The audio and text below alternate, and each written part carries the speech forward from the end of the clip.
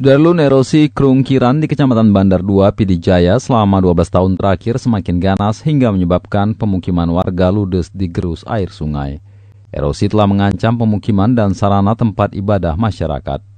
Pantauan serambinews.com Senin 14 Juni 2021, salah satu rumah milik Sofyan 48 tahun yang berada di bibir sungai telah digerus air sungai sejak 12 tahun lalu.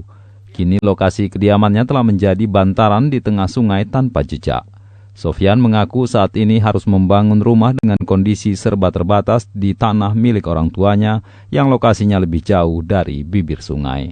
Selain Sofyan, kondisi itu juga dialami pasangan suami istri Abdul Manap Mukminati yang sejak November 2020 lalu hujan deras dan terjangan air sungai telah menyebabkan halaman rumah mereka ambruk.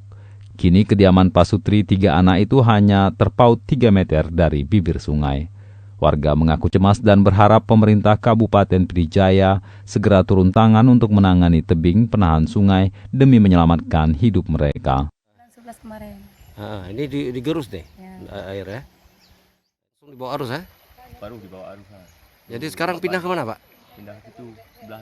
Oh, Nggak ada rumah lagi sana. pernah musul ke pemerintah Pak? Dulu nggak ada. Oh.